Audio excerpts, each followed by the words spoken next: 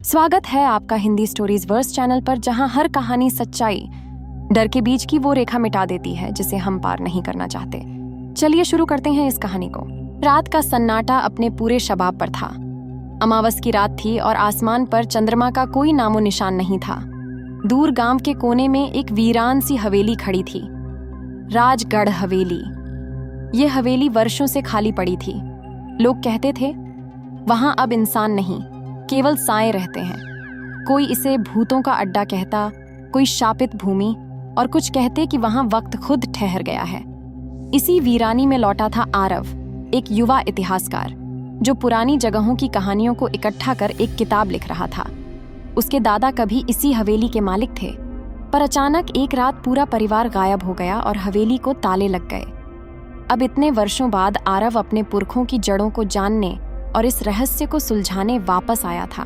गांव के लोग उसे मना करते रहे, कहते रहे कि वह मौत को दावत दे रहा है, लेकिन आरव की आंखों में जुनून था और दिल में सवालों की आग। वह बिना किसी की सुने सीधे हवेली की ओर बढ़ गया। हवेली तक पहुंचते पहुंचते शाम गहराने लगी थी। चारों ओर जंगली झाड़ियां, टूटी फूटी पगडंडियां और एक अजीब सी खामोशी थी। जैसे ही उसने लोहे का जंग लगा दरवाजा खोला, एक पुरानी सड़ी हवा उसके चेहरे से टकराई। भीतर की दीवारें अब भी वैसी ही थीं, पर समय की चोटें उन पर साफ दिखती थीं। फर्श जगह जगह से टूटा हुआ था और छत से मकड़ी के जाले झूल रहे थे। लेकिन जैसे ही वह अंदर गया, उसने महसूस किया कि यह खाली घर नहीं था, कोई था वहां। उसके कदमों की आहट के साथ कोई और भी चलता प्रतीत होता। हवा में फुसफुसाहटें थीं, जैसे कोई उसे नाम लेकर पुकार रहा हो। आरव, वापस चले जाओ।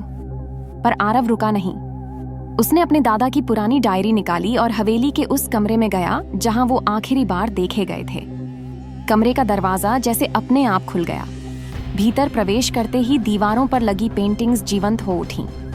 एक पल को उसे लगा कि एक चित्र में किसी की आंखें उसकी ओर घूमी। फिर अचानक ही दरवाजा अपने आप बंद हो गया और हवेली ने अपने पहले मेहमान को फिर से बांध लिया। हवेली का दरवाजा जब खुद ब खुद बंद हुआ तो आरव का दिल एक पल के लिए रुक सा गया। अंधेरे की परछाइयों ने जैसे चारों ओर से उसे घेर लिया था। कमरे की ठंडी दीवारों से एक अजीब सी नमी टपक रही थी और पत्थरीली जमीन पर आरव के कदम जैसे किसी पुराने संगीत की ताल पर थिरकने लगे थे, जिसे वह सुन नहीं पा रहा था लेकिन महसूस कर रहा था।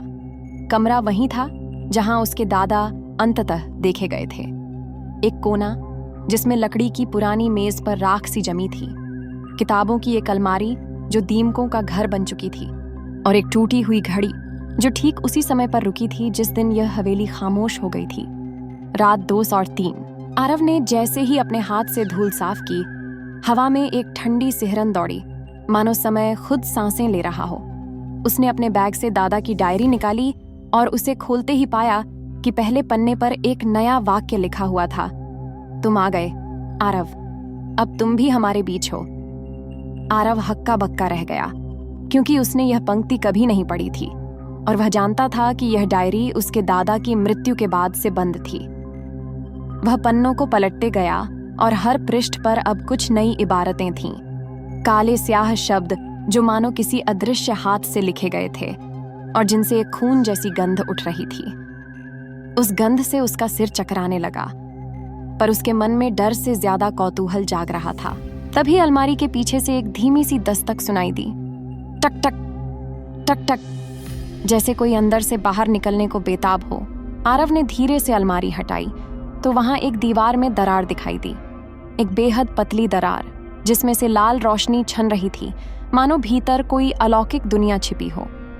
उसने अपना हाथ आगे बढ़ाया और दरार पर छूते ही वह दीवार खिसक गई। एक गुप्त सुरंग प्रकट हो गई जो हवेली की नींव में गहराई तक जाती थी। सुरंग से अंधकार के साथ एक नजदीकी फुसफुसाहट आई। आरव, तुझे ढूंढ रहे थे हम, आ जाओ। और उसके शरीर ने उसके होश से पहले ही आगे बढ़ने का फैसला कर लिया।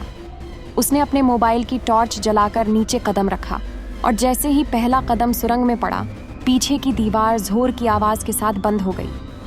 अब न वापसी का रास्ता था, न कोई आवाज जिसे वह पुकार सकता था। सुरंग में केवल उसकी सांसों की गूंज और दीवारों से टकराती परछाइयों की सरगोशियां थीं।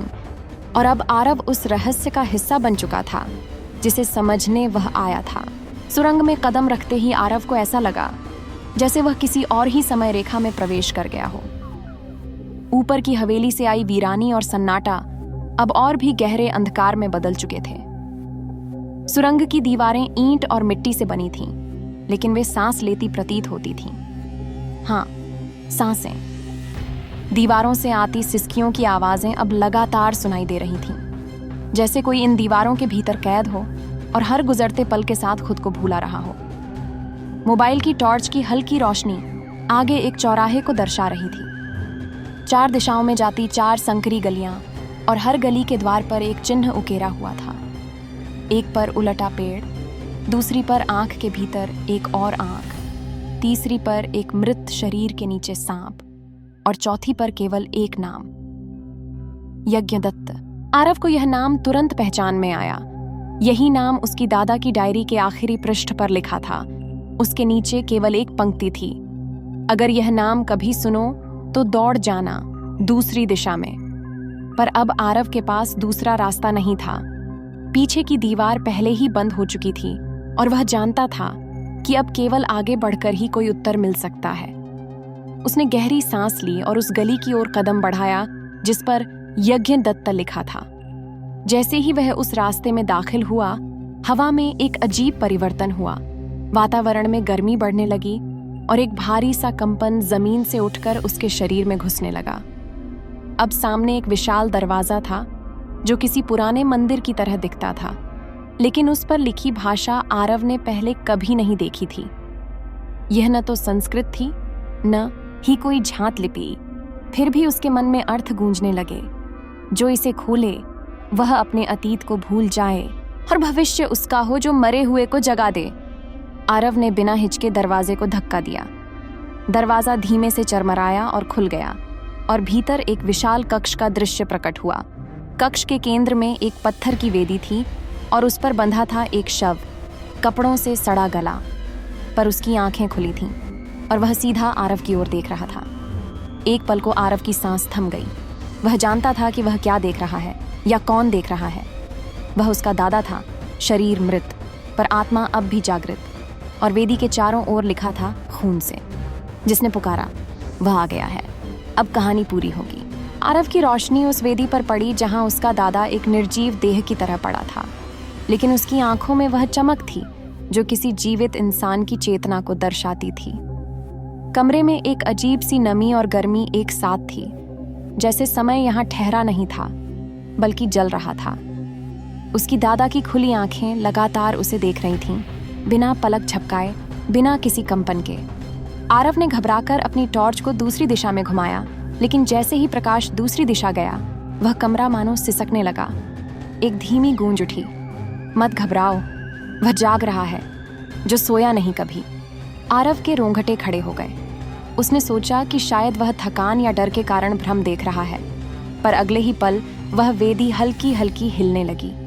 पत्थर से बनी जमीन के नीचे से धड़कनों जैसी ध्वनि आ रही थी, धक धक धक, और वेदी पर रखा शरीर अब कांप रहा था।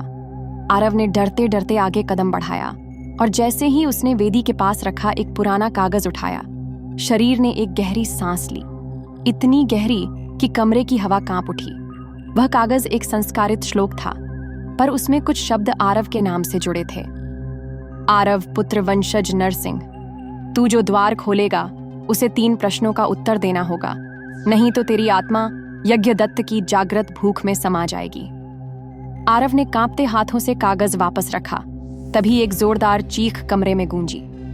शव अब आधा उठ चुका था, पर उसकी हरकतें मानवीय नहीं थीं। उसके हाथ हवा में अजीब तरह से झूल रहे थे और मुंह से कोई अग्नि जैसी ऊर्जा बाहर निकल रही थी। फिर कमरे की दीवारें फड़फड़ाने लगीं, जैसे वे कागज की बनी हों। चारों ओर से वही गूंज उठी। पहला प्रश्न, जीवन और मृत्यु के बीच क्या है? आरव अब समझ चुका था कि यह सामान्य प्रश्न नहीं है, यह आत्मा की परीक्षा थी। उसने धीमे से उत्तर दिया, स्मृति। और जैसे ही उसने यह कहा, कमरे का तापमान अचानक गिर गया और शव स्थिर हो गया। फिर गूंज आई, दूसरा प्रश्न, सत्य क्या है जिसे कोई जीव नकार नहीं सकता? आरव ने गहरी सांस ली और बोला, तत्काल शव के चेहरे पर एक हल्की मुस्कान सी फैल गई, मानो संतुष्ट हो गया हो। अब अंतिम गूंज आई, तीसरा और अंतिम प्रश्न, किसका नाम लेने से अंधकार थम जाता है? आरव चुप था, सोच में डूबा। कई नाम उसके दिमाग में आए, ईश्वर, प्रकाश, प्रेम। पर फिर उसे दादा की डायरी की एक पंक्ति याद आई, जिसे हर यज्ञ के अंत में पुकारा जाए, वही है अंत और आरंभ। और उसने कहा, एयुम। क्षण भर में कमरे की सारी ऊर्जा जैसे रुक गई। शव वेदी पर शांत हो गया, उसकी आंखें धीरे धीरे बंद हुईं और कमरे की दीवारें फिर से स्थिर हो गईं। तभी वेदी के नीचे एक चक्र खुला, एक गुप्त सीढ़ी जो हवेली की जड़ों से भी नीचे कहीं जाती थी, शायद उस रहस्य की ओर जो यज्ञदत्त के पीछे छिपा था। जब वेदी के नीचे से वह रहस्यमयी चक्र खुला तो आरव को ऐसा प्रतीत हुआ जैसे धरती ने अपनी छाती चीरकर कोई पुराना जख्म फिर से खोल दिया हो। नीचे जाती सीढ़ियां पत्थरों की बनी थीं, जिन पर अनगिनत पैरों के निशान थे, कुछ इंसानी, कुछ बेहद अजीब, मानो जानवरों और परछाइयों के मिश्रण जैसे। टॉर्च की रोशनी अब मुश्किल से आगे तक जा रही थी, जैसे अंधेरा खुद उसे निगलना चाहता हो। आरव ने एक अंतिम नजर ऊपर डाली, उस कमरे की ओर जहां उसका दादा चुपचाप सो चुका था, या शायद किसी दूसरी दुनिया में चला गया था। फिर उसने गहरी सांस ली और पहला कदम उस अज्ञात गहराई में रख दिया। जैसे जैसे वह सीढ़ियों से नीचे उतरता गया, हवा बदलने लगी। अब वहां नमी नहीं थी, बल्कि एक अजीब सी गर्मी थी, जैसे कोई बहुत पुराना जीव अपनी सांसों से ये जगह अब भी गर्म रखे हुए था। दीवारों पर पुराने चित्र उकेरे हुए थे, एक विशाल हवेली जिसके चारों ओर अग्नि की लपटें थीं, एक पुरोहित जो बलि दे रहा था किसी असामान्य आकृति को, और एक बच्चा जिसकी आंखें सूरज जैसी चमक रही थीं। आरव ने महसूस किया कि ये चित्र हवेली की शुरुआत की कहानी कह रहे थे, किसी ऐसे यज्ञ की जो अधूरा रह गया था, किसी ऐसी आत्मा की जिसे मुक्ति नहीं मिली। तभी वह एक बड़े कक्ष में पहुंचा, एक गोलाकार तहखाना जिसके केंद्र में एक सिंदूरी रेखा से घिरा वृत्त था, और उसके बीच में खड़ी थी एक आकृति, न महिला न पुरुष, बल्कि एक धुएं सी बनी छाया जिसके चेहरे पर कोई स्थायी आकार नहीं था, बस दो जलती हुई आंखें। वह आकृति धीरे धीरे घूमने लगी और एक गूंज उठी, राजगढ़ का पहला वंशज, अंततः तू नीचे उतरा है। आरव ने कांपती आवाज में पूछा, तुम कौन हो? जवाब आया, मैं वह हूं जिसे हवेली के पहले पत्थर के साथ बांध दिया गया था। मैं प्रथम बलि और तू अंतिम रक्षक। कक्ष की दीवारें अब सजीव हो उठीं, जैसे हर ईंट पर कोई स्मृति अंकित हो, और वे सब अब बोल रही थीं। आरव के सामने उसकी हवेली का इतिहास खुल रहा था। कैसे सदियों पहले यज्ञदत्त नामक एक तांत्रिक ने एक दुर्लभ शक्ति को पकड़ने के लिए इस हवेली की नींव में एक नवजात की बलि दी थी, पर यज्ञ अधूरा रह गया क्योंकि वह बालक जीवित बच गया, और वही बालक था आरव का पूर्वज। तब से हवेली ने हर पीढ़ी में एक उत्तराधिकारी चुना, जिसे नीचे बुलाया जाता रहा, पर कोई भी उस आत्मा को पूर्ण उत्तर नहीं दे सका, और वे सब इसी तहखाने में खो गए। अब आरव वह अंतिम उत्तराधिकारी था, जिसके उत्तर पर निर्भर थी आत्मा की मुक्ति या उसका पूर्ण जागरण। उस आकृति ने धीरे से कहा, मुझे मुक्त करो या मुझे अपना लो, और उसी क्षण तहखाना जल उठता है, जैसे अग्नि की कोई रेखा आरव की आत्मा तक पहुंच रही हो।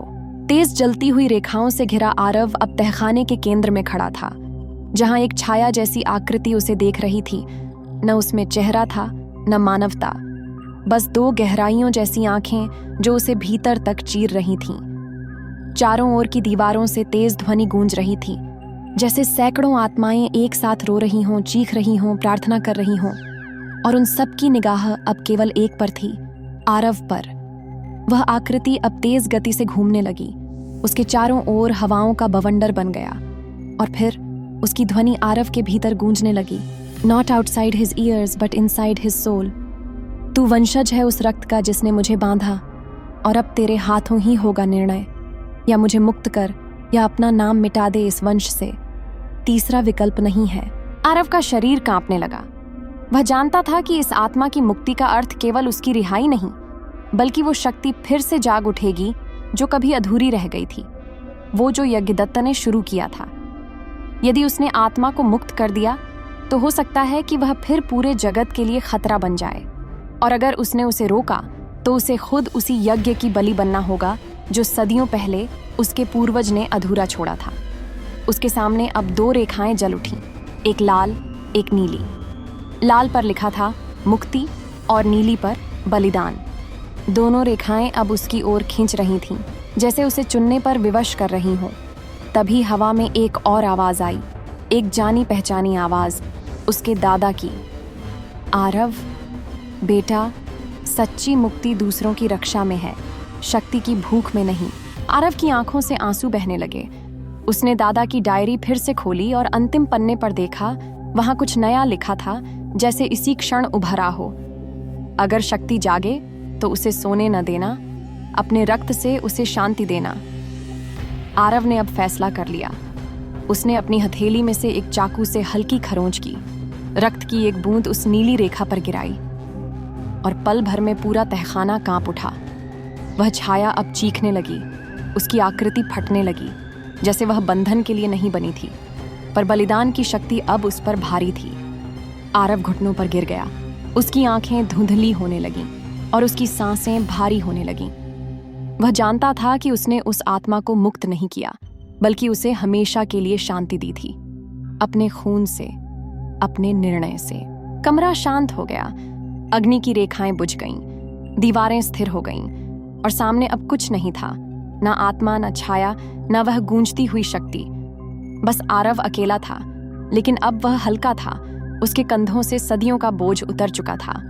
धीरे धीरे एक छिपा हुआ द्वार खुला, और उससे होकर आरव ऊपर की ओर लौटा, हवेली की ओर, जो अब शांत थी, जैसे किसी प्रेत बाधा से मुक्त हो चुकी हो। जब आरव तहखाने की गहराई से ऊपर लौटा तो हवेली एकदम शांत थी।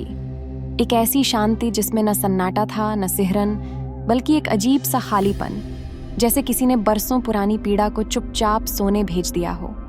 हवेली की दीवारें अब ठंडी थीं, फर्श पर सिसकती परछाइयां अब नहीं थीं, और वह कमरा जहां उसका दादा था अब खाली था। वेदी साफ हो चुकी थी, कोई शव नहीं, कोई खून की बू नहीं, बस एक पुराना चादर जो हवा में कांप रहा था, मानो उस पर किसी की अंतिम सांसें ठहरी हों। आरव धीरे धीरे कमरे में चला गया और वहां बैठ गया जहां कभी उसकी आत्मा कांपती थी। अब उसका मन स्थिर था, लेकिन शरीर थका हुआ, और आत्मा में जैसे एक अजीब नमी रह गई थी। उसके हाथ में अब भी दादा की डायरी थी, और उसने उसे खोल कर देखा। अब सारे पृष्ठ कोरे थे, सिवाय एक अंतिम पंक्ति के, जिसने बलिदान दिया अब वह ही हवेली है। यह पंक्ति पढ़कर आरव की रीढ़ में एक ठंडी लहर दौड़ गई। क्या वह हवेली की आत्मा का हिस्सा बन चुका है? क्या वह केवल जीवित बचा है, या कुछ खो चुका है जिसकी भरपाई नहीं हो सकती?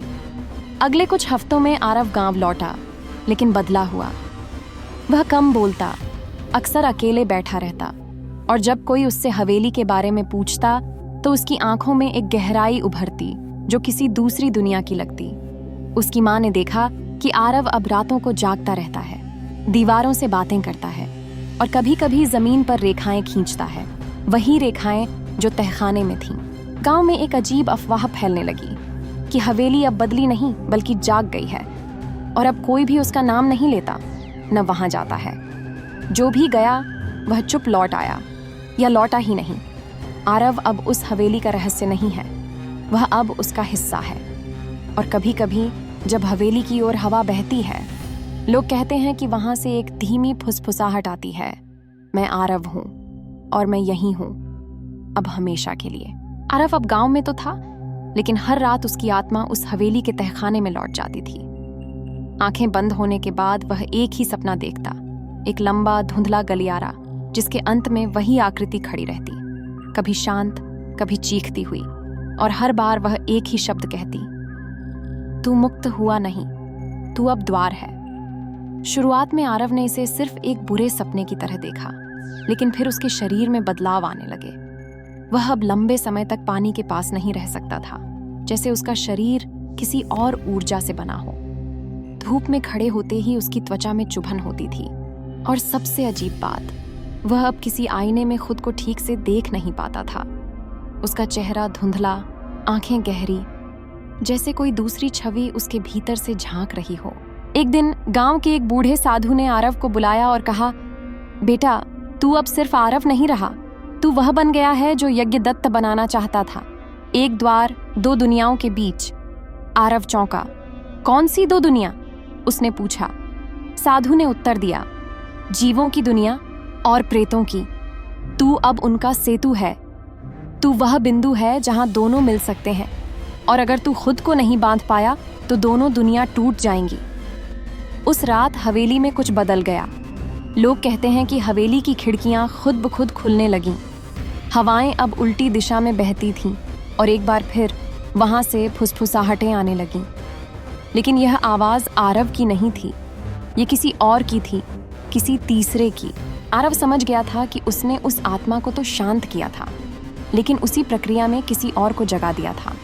एक ऐसी शक्ति जिसे सदियों पहले खुद यज्ञदत्त ने भी दबा कर रखा था, क्योंकि वह आत्मा नहीं, शुद्ध इच्छा थी। आत्माओं की भूख, ऊर्जा की प्यास, और अब वह आरव के भीतर था। अब आरव को केवल हवेली को नहीं, खुद को भी बांधना था। लेकिन प्रश्न ये था, क्या वह इंसान अब भी बचा है, या आरव अब केवल एक माध्यम बन चुका है? उस रात जब आरव ने आंखें बंद की तो पहली बार सपनों में उसे अंधकार नहीं दिखा, बल्कि एक दर्पण दिखा। और उस दर्पण में उसका चेहरा नहीं, बल्कि एक ऐसा चेहरा था जो वह कभी भूल नहीं सकता था। आंखें बिल्कुल काली, माथे पर यज्ञ की राख और होंठ जो हिल रहे थे, लेकिन कोई आवाज नहीं आ रही थी। वह चेहरा धीरे धीरे दर्पण से बाहर आने लगा, और तभी आरव जागा। पर यह जागना सामान्य नहीं था। उसने पाया कि वह हवेली में है, लेकिन वह तो गांव में था। चारों ओर फिर से वही दीवारें, वही फड़फड़ाहटें, वही जानी पहचानी आवाजें। और तब उसे समझ आया, वह कभी गया ही नहीं था। वह अब दोनों जगहों पर था। उसके मन में, उसकी आत्मा में हवेली का हर पत्थर अब सांस ले रहा था। वह अब कोई सामान्य मानव नहीं था, वह त्रयी बन चुका था, मनुष्य, आत्मा और द्वार का मेल। उसी क्षण उसके सामने एक स्त्री आकृति प्रकट हुई। सफेद साड़ी, खुले बाल, लेकिन चेहरा पूरा काला, मानो स्याही से ढका हो। वह कुछ बोल नहीं रही थी, लेकिन आरव समझ रहा था, जैसे उनकी बातचीत शब्दों से नहीं, विचारों से हो रही हो। स्त्री, तू जाग गया है, पर क्या तू समझता है कि जागना मुक्ति है? आरव, अगर यह मुक्ति नहीं तो क्या है? स्त्री, यह चेतना है, वह चेतना जो सदियों से बांध दी गई थी। अब तू उसका पात्र बन चुका है। वह स्त्री आगे बढ़ी और आरव के हाथों को छूते ही गायब हो गई। पर उसके छूने से आरव की हथेलियों पर कुछ उभर आया। प्राचीन प्रतीक, त्रिकोणों, रेखाओं और मंडलों से बना एक जीवंत मंत्र। और फिर आरव को महसूस हुआ, उसके भीतर कोई और जाग रहा है, और वह बोल रहा है, मैं यज्ञदत्त नहीं, मैं वह हूँ जिसे यज्ञदत्त भी बांध नहीं सका। मैं इच्छा हूँ, मैं तीसरा हूँ, और तू अब मेरा द्वार है। आरव की आंखों से आंसू निकलने लगे। वह अपनी आत्मा में दो आवाजें सुन सकता था, एक उसकी खुद की जो इंसान थी, दूसरी वह जो आत्मा थी, और अब तीसरी जो इच्छा बनकर उसके माध्यम से जीवित होना चाहती थी। अब आरव को एक निर्णय लेना था, या तो वह तीसरी शक्ति को बाहर निकलने दे और पूरी दुनिया को हवेली बना दे, या खुद को उसी हवेली की दीवारों में कैद कर दे ताकि कोई और तीसरा न बन सके। अब कहानी पहुंच चुकी है उस अंतिम मोड़ पर जहां सत्य और बलिदान, शक्ति और नियंत्रण और मनुष्य और माध्यम का टकराव होगा। आरव अब हवेली के बीचों बीच खड़ा था, जहां कभी उसकी दादी की राखें बिखरी थीं, जहां उसके दादा ने अंतिम बलिदान दिया था, और जहां से वह खुद भी एक नई सत्ता के रूप में पुनः जन्मा था। उसके चारों ओर हवेली की दीवारें सांस ले रही थीं। वह उन्हें सुन सकता था, उनके भीतर से आते हुए मंत्र, विलाप, यज्ञ की अधूरी ध्वनियां। और वह तीसरी शक्ति अब पूरी तरह जाग चुकी थी। आरव के भीतर एक द्वंद्व चल रहा था। 3 आवाजें उसके मन में गूंज रही थीं। पहली, उसकी इंसानी चेतना, मैं बस जीना चाहता हूँ, नॉर्मल रहना, माँ के पास लौटना, ये सब खत्म हो। दूसरी, वह आत्मा जिसने युगों से हवेली में बंधन झेला था, मैंने बलिदान दिया, मैं चाहता हूँ अब कोई और न बंधे, तू इसे यहीं रोक। तीसरी, अब उसकी चेतना में फैलती वो शक्ति, इच्छा, तू पहला है जिसने तीनों को जागृत किया है। तू सीमाओं से परे जा सकता है। मुक्ति छोड़, नियंत्रण चुन। और तभी हवेली की दीवारें फटने लगीं, छतें छटकने लगीं, जैसे कोई अदृश्य हाथ हवेली को खोल रहा हो।